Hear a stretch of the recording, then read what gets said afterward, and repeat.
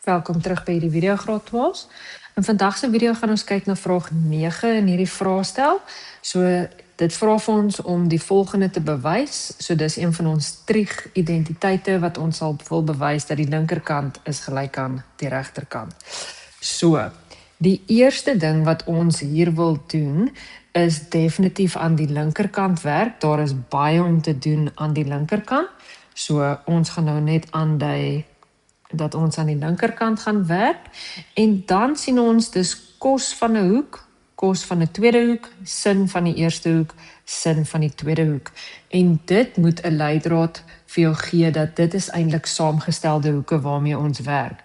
So, ons kan al reeds op hierdie eerste stap die saamgestelde hoeke bymekaar sit.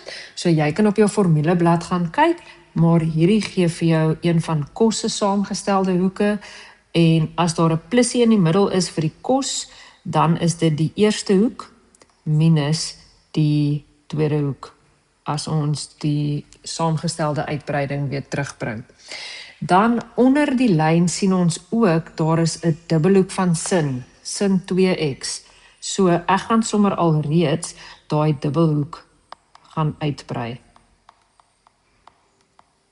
En dan gaan ek so lank die bokant vereenvoudig, so dit los my met 'n cos 2x.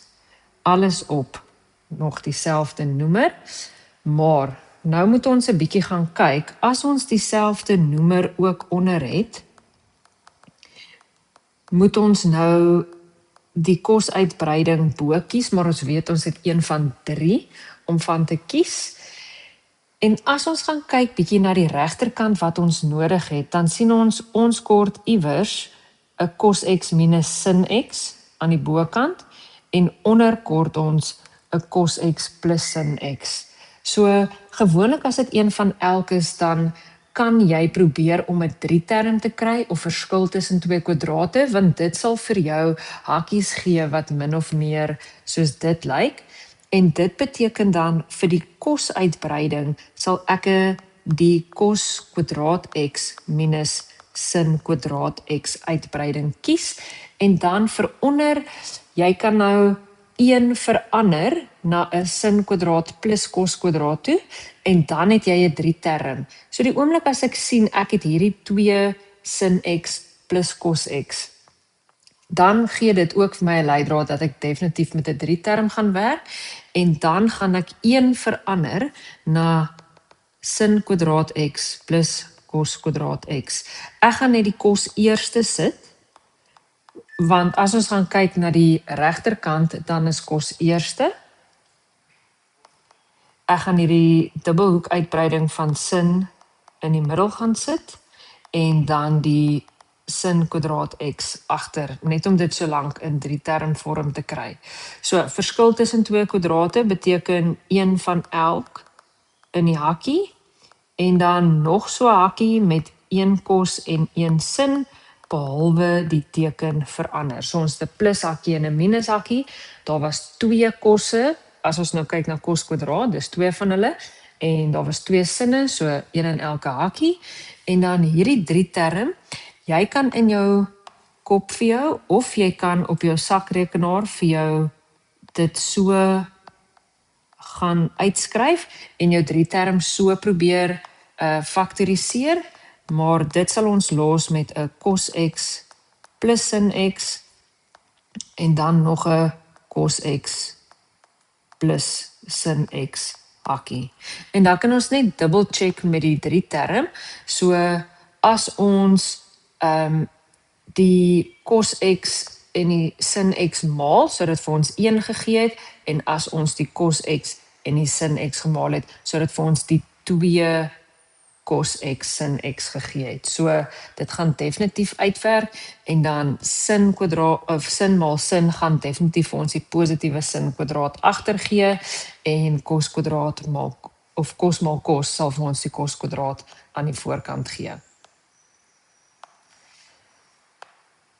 So, al wat ons nou moet doen is, ons moet check wat moet uitkanselleer, so die plus hakkie onder en die plus hakkie bo kan uitkanselleer, en dit los ons dan nou met cos x minus sin x op cos x plus sin x, en dit is dan nou gelyk aan die regterkant.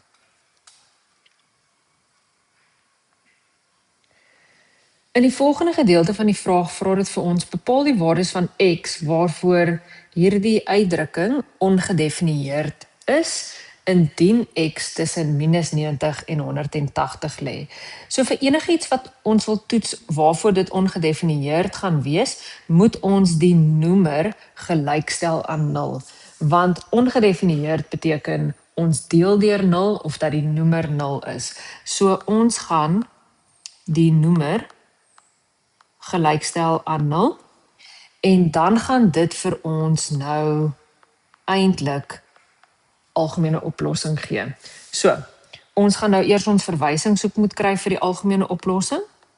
So ons gaan second function sin aan die ander kant doen en dan gee dit vir ons 90 as ons verwysingshoek. Dan gaan kyk ons ook net, hierdie was 'n -1 of 'n negatiewe sin en sin is negatief in die derde kwadrant en sin is negatief in die vierde kwadrant. So, kom ons gaan werk eers in die derde kwadrant.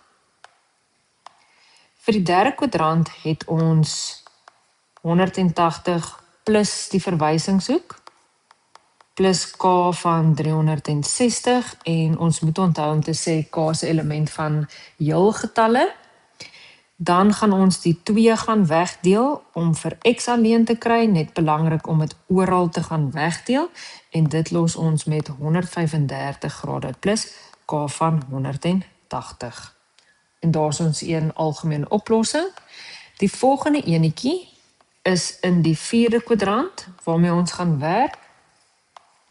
In die vierde kwadrant is dit 360 minus die verwysingshoek plus k van 360 en dan wil ons weer die 2 gaan wegdeel en dan kry ons weer 135 plus k van 180. So ons het dieselfde algemene oplossings gekry.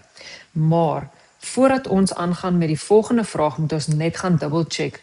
Hulle het wel vir ons gesê dat x moet 'n element wees van -90 of 180 of dit moet tussen daai twee waardes lê of in daai interval. Dit beteken ons moet nou wel waardes in k gaan instel. So op ons sakrekenaar gaan ons nou waardes gaan instel hier in k se plekkie. So ek tik dit in my sakrekenaar in. Ek skryf dit nou nie uit nie, maar ek gaan dit nou uitskryf vir hierdie voorbeeld. So op my sakrekenaar het ek oop hakkie, toe hakkie en dan die 180. En dan gaan ek elke keer net terug hier. Eerste begin ek met 0. As ek 'n 0 intik, dan gaan ek 'n 135 kry. Dan gaan ek terug na my sakrekenaar toe, dan sit ek 'n 1 in, maar dit gaan buite ons periode lê. Dan sit ek 'n -1 in en dan behoort ons -45 te kry. Dan gaan ek en ek verander die 1 nou na 'n 2 toe, maar dit gaan buite ons periode lê en dan -2, maar dit gaan ook buite ons periode lê. En dan kan ons die krulhakkies toemaak. Baie belangrik, ons moet krulhakkies hier gebruik want ons dui aan dat dit daai spesifieke waardes gaan wees.